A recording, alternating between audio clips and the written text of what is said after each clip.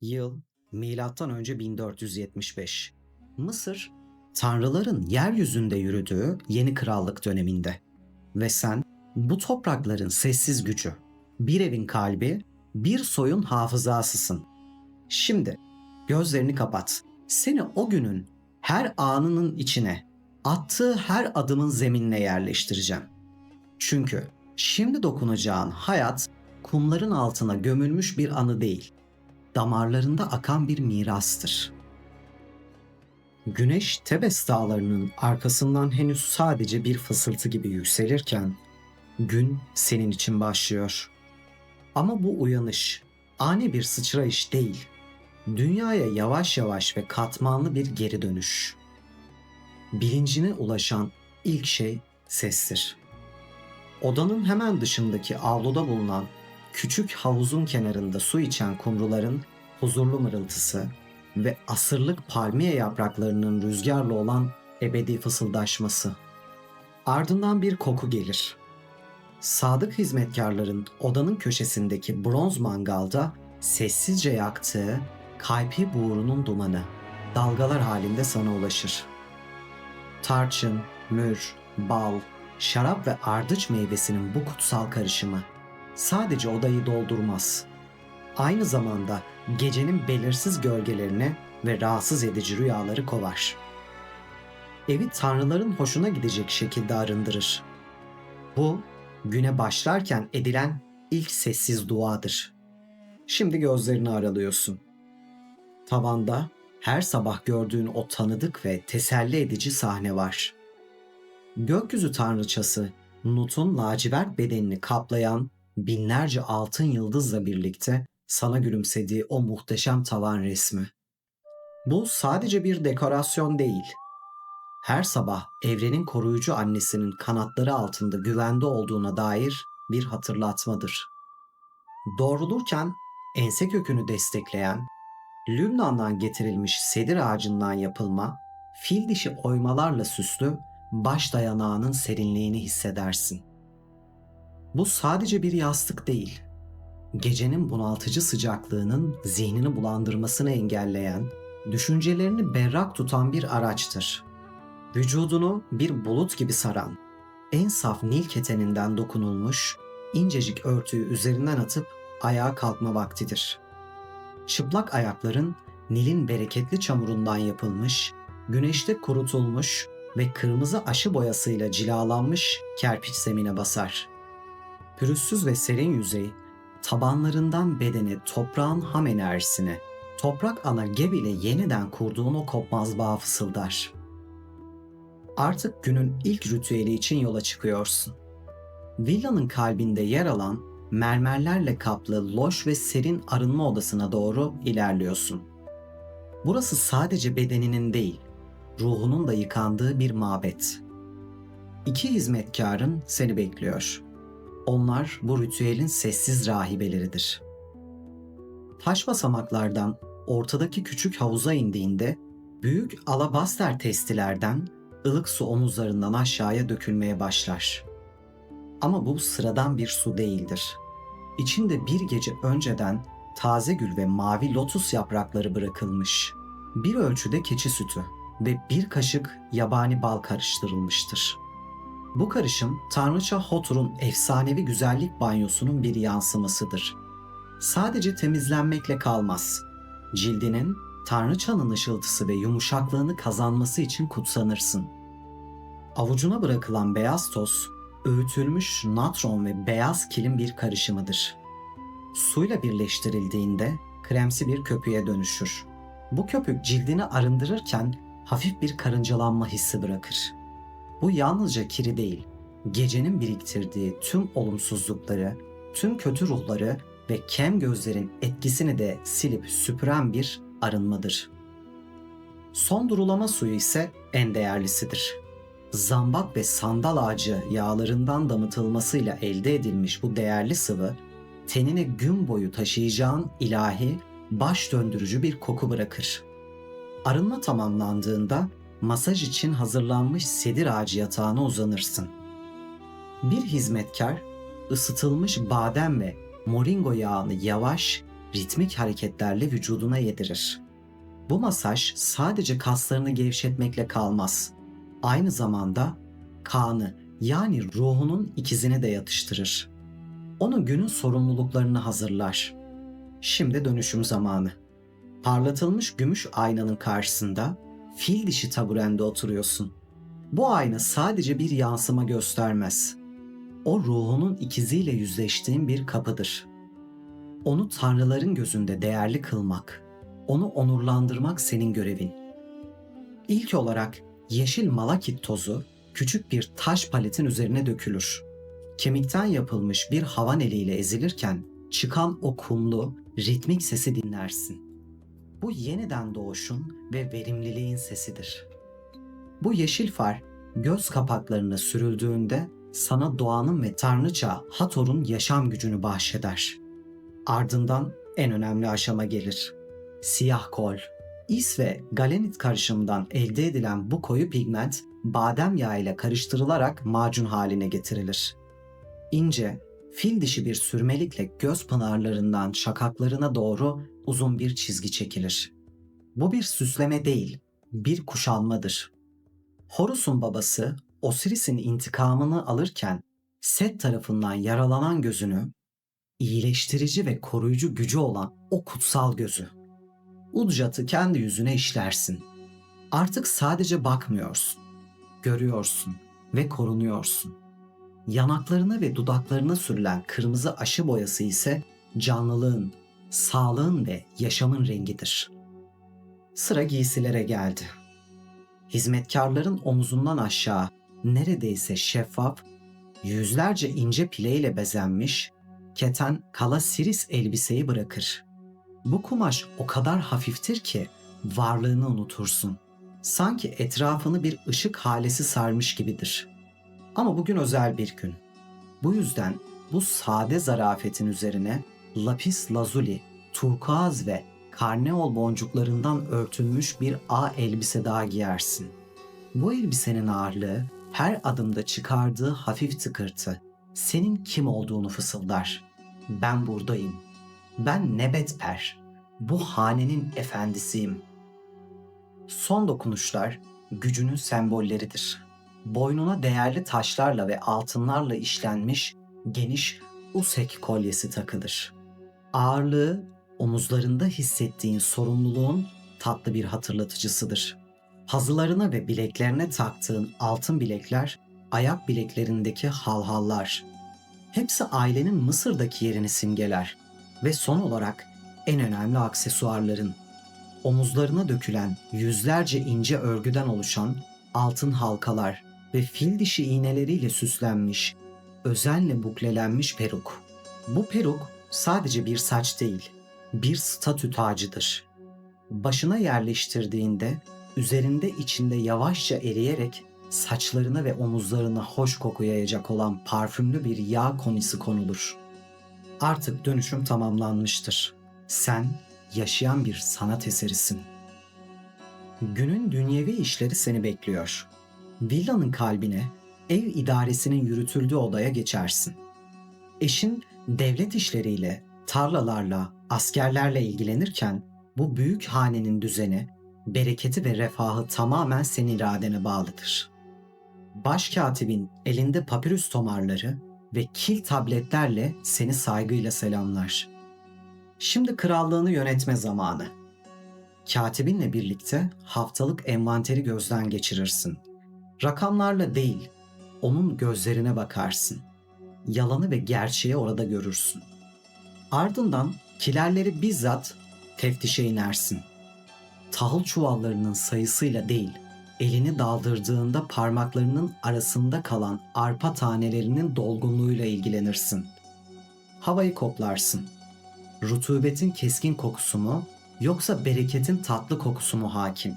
Senin defterlerin kil tabletler değil, keskin duyularındır. Bir sonraki durağın dokuma atölyesi. İçeri adım attığında onlarca mekiğin ritmik tıkırtısı bir senfoni gibi seni karşılar. Havadaki nem, yün ve boya kokusu. Baş dokumacı sana Firavun'un sarayına hediye olarak gönderilecek olan yeni keten topunu gösterir. Kumaşı parmaklarının arasından geçirirsin. Kalınlığını, pürüzsüzlüğünü kontrol edersin. Desen dersin. Sadece geometrik bir şekil değil, ailemizin öyküsünü, zaferlerini, soy ağacını anlatan bir hieroglif. Buradaki mavi lapis lazuli değil, Nil'in şafak vaktindeki mavisi gibi olsun. Çünkü sen sadece yönetmezsin, ilham verirsin, yaratırsın. Son olarak mutfağa uğrarsın. Baş aşçı akşamki ziyafetin menüsünü sunar. Kızarmış ördek, Nil levreği, çeşitli sebzeler, ballı kekler ve en iyi Memphis şarapları. Her detayı onaylarsın. Aşçıya ziyafetten artan tüm yemeklerin ertesi sabah tapınağın kapısındaki yoksullara dağıtılması talimatını verirsin. Cömertliğin gücünün bir parçasıdır. Çünkü sen bilirsin ki Maat, yani evrensel düzen ve adalet sadece tapınaklarda değil, bir evin yönetiminde de sağlanmalıdır. Artık villanın korunaklı duvarlarından ayrılma vakti geldi. Bugün Tebes'in yaşayan kalbine karışacaksın. Avlunun kapısında seni bekleyen manzarayla karşılaşırsın. 4 güçlü ve kaslı taşıyıcının omuzlarında ince sedir ağacından yapılmış, altın yaldızlarla süslenmiş ve en kaliteli keten perdelerle çevrili tahterevanın durmaktadır. İçeriye kurulduğunda taşıyıcılar tek bir ritimle ve sarsmadan hareket etmeye başlar. Perdeyi hafifçe aralarsın. Dünya taş döşeli sokaklarda sessizliğe akarken senin varlığın görülmekle kalmaz, hissedilir.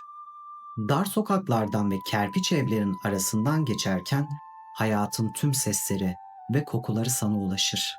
Ekmek fırınından gelen maya kokusu, bir demircinin çekicinin sesi, baharat satan bir dükkanın önünden geçerken havaya karışan egzotik aromalar, oynayan çocukların kahkahaları. İnsanlar tahterevanını gördükleri an durup kenara çekilir ve başlarıyla saygıyla selam verirler. Bu, senin zarafetinin sokaktaki sarsılmaz yansımasıdır. Yolculuğun bir amaç için. Bugün Tanrıça Isis'e bir adak sunacaksın. Ama bu adak pazardan alınmış sıradan bir şey olamaz. Senin duan bizzat senin tarafından yaratılmalıdır. Bu yüzden tahterevanın ilk olarak şehrin Zanaatkarlar Mahallesi'ndeki ünlü bir kuyumcunun önünde durur. Kuyumcu en değerli taşlarını kadife bir tepsi önünde serer. Gözün Sina'dan getirilmiş bir parça turkuaza değil, Afganistan dağlarından gelmiş, içinde gece göğünün yıldızlarını barındıran o derin mavi lapis lazuli taşına takılır. Soğukluğunu ve ağırlığını avucunda hissedersin. Bu taş gökyüzünün bir parçasıdır. Kuyumcuya onu bir Isis'in düğümü şeklinde işlemesini söylersin. Bu korumanın, yaşamın ve sihrin bir sembolüdür. Ardından en nadir yağları satan tüccara gidersin. Gözlerin bağlı olsa bile parmak uçlarına dokunarak ve koklayarak Punt diyarından gelen gerçek mür ile Suriye'den gelen taklidini ayırt edebilirsin. Seçtiğin yağları küçük alabaster şişelerde bizzat kendin karıştırırsın. Bu bir parfüm değil, Tanrıçaya gönderilmiş sıvı bir duadır. Artık hazır olan adaklarınla yolculuğun son durağı olan Hathor Tapınağı'na varırsın. Burası Karnak'ın devasa sütunlarının gölgesinde daha sakin ve mahrem bir sığınaktır. Tahterevanından indiğinde elindeki kutsal çıngırağı yavaşça sallarsın. Metal disklerin çıkardığı ritmik ses Tanrıçayı çağıran bir ilahidir. Baş rahibe seni karşılar. Birlikte Tanrıçanın heykeline sunmak üzere hazırladığın adaklarını sunarsınız. Heykelin önünde diz çökerken bir anlığına tüm unvanlarından sıyrılırsın. Ne bir soylu, ne bir eş, ne de bir annesin. Sadece Tanrıçayla konuşan bir kadınsın. Ailenin sağlığı, çocuklarının geleceği ve Nil'in bereketinin devamı için dua edersin. Tapınaktan ayrılırken ruhunun hafiflediğini ve yenilendiğini hissedersin. Günün resmi yükümlülüklerini tamamladığında Ruhunun huzur bulacağı yere, villanın yemyeşil bahçesine çekilirsin. Nilden açılan kanallarla sunulan bu bahçe, senin kişisel cennetindir. Nar, incir ve hurma ağaçlarının gölgesinde bir köşeye oturursun. Bakışların bahçenin ortasındaki havuzun kenarında oynayan küçük kızına takılır. Kızın papyrus saplarından yaptığı bir oyuncak tekneyi havuzda yüzdürüyor ve güneş tanrısı Ra'nın gece yolculuğunu taklit ediyor. O an zamanın kendisi bükülür. Kızının gözlerinde yıllar önce sana bu oyunu öğreten annenin bakışlarını görürsün. Onun da kendi annesinden öğrendiği gibi. Siz zamanın nehrinden birine bağlı lotus çiçeklerisiniz. Her biriniz solar ama kökünüz ve soyunuz yaşamaya devam eder. Bir erkeğin mirası, inşa ettiği tapınaklar, kazandığı savaşlardır. Senin mirasın ise bu küçük ellerde şekillenir. Bilirsin ki ebediyet asıl bu anlarda gizlidir. Bir komutanın zaferi unutulabilir ama bir annenin sevgisi ve öğrettiği gelenekler öteki dünyada bile ruhunu besleyen en büyük güçtür. Bu düşünce kalbine derin bir huzur verir. Bu senin sonsuzluğa bıraktığın imzadır. Gece çöktüğünde ve villanın büyük salonu yüzlerce meşale ve yağ kandilleriyle aydınlandığında günün son ve en önemli perdesi başlar. Şölen.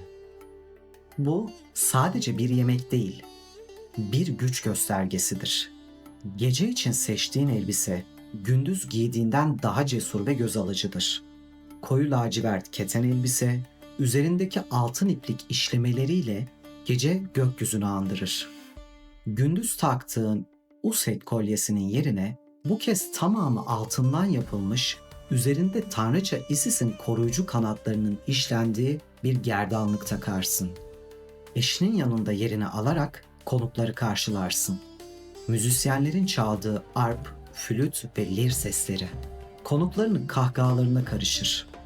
Erkekler şarap ve övünme dolu sohbetlerinde savaşları ve sırları konuşur. Ama asıl güç sahnenin gölgelerinde, fısıltılarda gizlidir. Sen bu fısıltıların orkestra şefisin. Güneydeki isyanı bastıran komutanın karısının yanına oturursun. Onunla askeri stratejiler değil, yeni doğan oğlunun sağlığını konuşursun. Onun gözündeki minnettarlık, kocasının sadakatini, eşinin vaat ettiği bir torba altından daha fazla güvence altına alır. Uzak bir vahadan gelen bir tüccarın karısı, keten elbisene hayranlıkla dokunur. Ona bu ketenin dokunduğu atölyeye ve dokumacının adını verirsin. Bu basit jestle Mısır'ın zanaatini övmekle kalmaz. Aynı zamanda o tüccarla gelecekte yapılacak bir anlaşmanın tohumlarını ekersin. Senin masanda sınırlar değil, evlilikler, ittifaklar ve doğumlar konuşulur. Erkekler Mısır'ın bugününe karar verir, siz kadınlar ise Mısır'ın geleceğini dokursunuz. Bir bakışınla bir evliliği onaylar, bir gülümsemenle bir düşmanlığı bitirirsin. Silahların kılıç ve kalkan değil, sezgi, zarafet ve sabırdır. Gece ilerleyip son konuk da ayrıldığında günün son ritüeli başlar. Odanın sessizliğinde hizmetkarların günün zırhlarını teker teker üzerinden alır. Önce o ağır gerdanlık çıkar. Ardından bilezikler, halhallar. Her biri çıktığında biraz daha hafiflersin. En son o görkemli peruk başından alınır ve standına yerleştirilir. Yüzündeki makyaj kokulu yağlara batırılmış keten bezle silinir. Aynadaki yansımanda artık ne bir nebetper, ne de bir anne, ne de bir eş vardır. Geriye sadece sen kalırsın. Bu toprağın kızı. Yatağına uzanıp başını pürüzsüz sedir ağacı dayanağına koyduğunda dışarıdaki dünyanın sesleri kaybolur. Gözlerini kapattığında zihnin susar ve ruhun konuşmaya başlar. Uykun bir son değil, bir geri dönüştür. Ruhun bir kuş gibi bedeninden ayrılır ve gecenin yıldızlı okyanusunda yaratılışının ilkel suları olan Nun'da atalarının ruhları ile birlikte seyahat eder. Çünkü bilirsin ki Yarın güneş tanrısı Ra teknesini gökyüzünde tekrar yüzdürdüğünde senin de yeniden yaratman gereken bir dünya olacak. Evinin düzeni, ailenin huzuru, soyunun geleceği ve sen Nil'in hanımefendisi. Buna hazır olacaksın. Her zaman olduğu gibi. Bu tarz videoların devamı için kanalıma abone olmayı ve videoyu beğendiyseniz beğen tuşuna basmayı unutmayın. Bir sonraki videoda görüşmek dileğiyle. Şimdilik hoşça kalın.